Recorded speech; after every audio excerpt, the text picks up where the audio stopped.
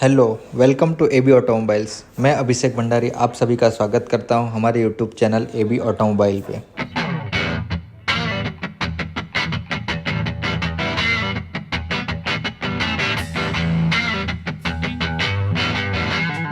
आज हम जानेंगे कि अगर आपकी गाड़ी का एक्सीडेंट हो जाता है तो उसका इंश्योरेंस क्लेम कैसे करें, उसके लिए क्या क्या डॉक्यूमेंट लगेंगे और क्या प्रोसीजर रहेगी।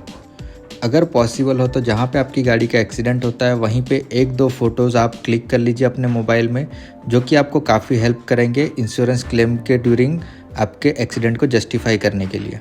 आज के इस वीडियो में हम जानेंगे कार इंश्योरेंस कितनी टाइप के होते हैं, उसमें क्या क्या कवर होता है, क्या कवर नहीं होता है, आपकी गाड़ी का एक्सीडेंट होने पर आपको कितना रुपया भरने को आएगा, कि इंश्योरेंस कंपनी जो टोटल बिल अमाउंट है उसमें से कितना पे करेगी, आपको कितना पे करना रहेगा। साथ ही मैं ये भी बताऊंगा कि अगर आप इंश्योरेंस क्लेम करते हो तो उससे आपकी कार की वैल्यू के ऊपर क्या इफेक्ट पड़ेगा, आपको आपकी नेक्स्ट पॉलिसी में कितना एडिशनल पे करना पड़ेगा। ये वीडियो देखने के बाद आपके जो भी डाउट है रिगार्डिंग कार इंश्योरेंस क्लेम वो सारे ही क्लियर हो जाएंगे। तो चलिए वीडियो को शुरू करते हैं।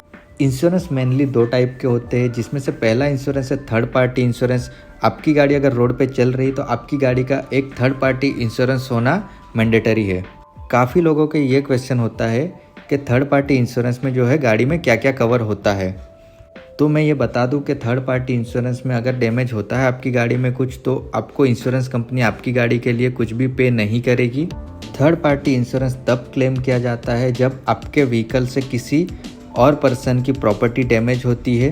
थर्ड पार्टी इंश्योरेंस क्लेम की जो प्रोसीजर है वो काफ़ी डिफरेंट है। मैं 4-5 साल से ये फील्ड में काम कर रहा हूँ और मैंने आज तक एक भी थर्ड पार्टी इंश्योरेंस क्लेम होते हुए नहीं देखा है। का मेन रीज़न यही है कि इसकी प्रोसीजर जो है वो काफ़ी लंबी है, जिसमें कि आपको एक एफआईआर फाइल करानी होती है अपने नज़दीकी पुलिस स्टेशन में, फिर उसकी चार्जशीट बनती है, फिर वो केस कोर्ट में चलता है और उसका जजमेंट जो है वो कोर्ट ही देती है। अब मैं बताता हूँ आपको कि फर्स्ट पार्टी इंश्योरेंस क्या होता है, जो कि सबसे ज़्यादा क्लेम होता है in case of accident. First party insurance में आपको मेनली दो कैटेगरी देखने मिलेगी। फर्स्ट पार्टी इंश्योरेंस में पहली जो कैटेगरी है वो है कॉम्प्रिहेंसिव और दूसरी कैटेगरी है zero dep insurance. Zero dep insurance को काफ़ी लोग बम्पर टू बम्पर पॉलिसी कहते हैं, काफ़ी लोग नील डेप इंश्योरेंस कहते हैं। वो सबका मीनिंग एक ही है। तो मैं आपको बताता हूँ कि जीरो डेप इंश्योरेंस जो है उसमें आपको बस एक कंपलसरी एक्सेस जो रहता है वो आपको पे करना रहता है, बाकी का जो भी खर्चा रहेगा वो आपकी इंश्योरेंस कंपनी पे करेगी। डेप इंश्योरेंस में भी आपको जो है काफ़ी सारे एड ऑन्स दिखने को मिल जाते हैं, जैसे कि कंज्यूमेबल कवर, इंजन प्रोटेक्शन, की प्रोटेक्शन, आरटीआई मतलब कि रिटर्न टू इनवॉइस। काफ़ी लोगों को ये गलतफहमी होती है कि अगर उनकी गाड़ी का जीरो डेप इंश्योरेंस है तो एक्सीडेंट क्लेम के दौरान उनको एक भी रुपया पे नहीं करना होगा। तो मैं आपको बता दूं कि ऐसा बिल्कुल भी नहीं है। जीरो डेप इंश्योरेंस अगर आप क्लेम कराते हो तो आपको कंपलसरी एक्सेस देना ज़रूरी होता है, जो कि अगर आपकी गाड़ी 1500 सीसी से कम है तो आपके लिए वो कंपलसरी एक्सेस हो जाएगा 1000 रुपया, और अगर आपकी गाड़ी 1500 सीसी से ज़्यादा है तो वो कंपलसरी एक्सेस जो है वो 2000 आपके लिए रहेगा।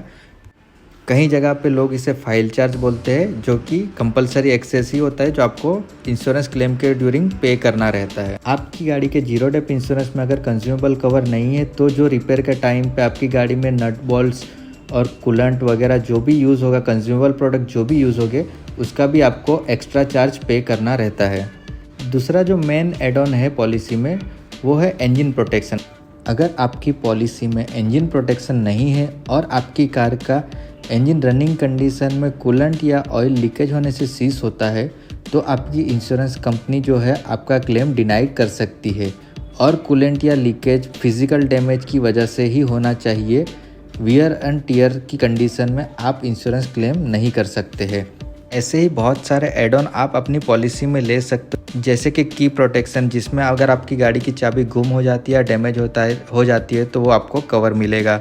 एक और एड ऑन होता है पर्सनल बिलोंगिंग, जिसमें आपकी गाड़ी के अंदर आपका कोई कीमती सामान हो और वो चोरी हो जाता है तो वो भी आप आपकी पॉलिसी में क्लेम करा सकते हो।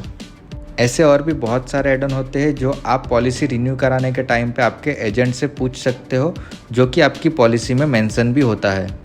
जीरो डेप के अलावा एक और पॉलिसी होती है जो कि होती है कॉम्प्रिहेंसिव, जो जीरो डेप के मुकाबले काफ़ी सस्ती हमें मिल जाती है, जिसमें कि आपको आपकी व्हीकल की एज के हिसाब से डेप्रिसिएशन आपको पे करना रहता है। कॉम्प्रिहेंसिव पॉलिसी में आपको आपकी इंश्योरेंस कंपनी और आपकी व्हीकल की एज के हिसाब से 5 से लेकर 50% तक डेप्रिसिएशन आपको पे करना रहता है। जीरो डेप पॉलिसी में आपको कोई भी डेप्रिसिएशन चार्ज नहीं देना रहता है और कॉम्प्रिहेंसिव पॉलिसी में आपको डेप्रिसिएशन देना रहता है, जो कि प्लास्टिक और मेटल पार्ट पे 50% तक डेप्रिसिएशन कॉम्प्रिहेंसिव पॉलिसी में पे करना रहता है। आपकी पॉलिसी जीरो डेप हो या कॉम्प्रिहेंसिव हो, आपको कंपलसरी एक्सेस जो है वो पे करना ही रहता है। काफ़ी लोगों को ये डाउट होता है कि इंश्योरेंस क्लेम कराने से कि व्हीकल की वैल्यू कम हो जाती है, तो मैं आपको बता दूं कि ऐसा बिल्कुल भी नहीं होता है। आप क्लेम कराने से आपकी व्हीकल की वैल्यू कम नहीं होती है। व्हीकल की वैल्यू जो है वो ईयर बाय ईयर डेप्रिसिएशन उसमें होना ही है। आप क्लेम कराओ कि नहीं कराओ, आपकी वैल्यू कम होती ही है। इंश्योरेंस क्लेम ना कराने का एक जो सबसे बड़ा फ़ायदा होता है वो है NCB यानी कि नो क्लेम बोनस। अगर मान लो कि आप एक साल में एक भी क्लेम नहीं कराते हो तो आपको नेक्स्ट ईयर जो पॉलिसी रिन्यू कराओगे उसमें 20% एज अ NCB यानी नो क्लेम बोनस के रूप में आपको मिलेगा। वैसे ही अगर आप कंटिन्यू 2 साल तक इंश्योरेंस क्लेम नहीं कराते हो तो आपको 25%, आगे और नहीं कराते हो तो 35, 45 और 50% तक का जो डिस्काउंट है वो आपको एज अ NCB मिलता है। इसके बाद अब हम देखते हैं कि अगर आपको इंश्योरेंस क्लेम कराना हो तो आप कैसे करा सकते हो। क्लेम इंटीमेशन आपको जहाँ पे गाड़ी रिपेयर कराना है वो वर्कशॉप से करा सकते हो या खुद भी कर सकते हो। हर पॉलिसी पे एक टोल फ्री नंबर रहता है जिस पे कॉल करके आप एक्सीडेंट का क्लेम इंटीमेशन कर सकते हो, जिसमें आपसे थोड़ी सी बेसिक डिटेल्स पूछी जाएगी एक्सीडेंट के बारे में और वो आपको एक क्लेम नंबर प्रोवाइड करा देंगे। फिर आप आपकी गाड़ी को वर्कशॉप में ले जा सकते हो जहाँ पे आपकी गाड़ी का सर्वे और सारा काम होगा। बाकी की जो भी फॉर्मेलिटी और प्रोसेस है वो आपके वर्कशॉप के थ्रू हो जाती है। और एक चीज़ है कि काफ़ी लोगों को कन्फ्यूज़न रहता है कि भाई मेरा जो इंश्योरेंस है वो कैशलेस है कि नहीं है। तो क्लेम सेटलमेंट के लिए 2 ऑप्शन होते हैं, कैशलेस और एक होता है नॉन कैशलेस, जो कि आपकी पॉलिसी से उसका कोई लेना देना नहीं है। वो डिपेंड करता है आपके वर्कशॉप के ऊपर। अगर आपका वर्कशॉप आपकी इंश्योरेंस कंपनी के साथ कैशलेस के लिए टाई अप होगा तो आपकी पॉलिसी अंडर कैशलेस सेटलमेंट हो जाएगी। अगर आपका वर्कशॉप आपकी इंश्योरेंस कंपनी के साथ टाई अप नहीं है तो वो नॉन कैशलेस बेसिस पे आपका काम होगा। कैशलेस सेटलमेंट में आपको ये बेनिफिट होता है कि आपको जो आपका कंपलसरी एक्सेस जो है वही पे करना रहता है आपके वर्कशॉप में, और अगर आप नॉन कैशलेस वर्कशॉप में काम करा रहे हो तो आप पूरा अमाउंट आपको वर्कशॉप में पे करना रहता है और उसके बाद आपकी इंश्योरेंस कंपनी आपको रियम्बर्स कर देगी वो पेमेंट। मुझे आशा है कि मैंने आपके सारे डाउट जो कार इंश्योरेंस क्लेम के रिगार्डिंग थे वो सॉल्व कर दिए होंगे।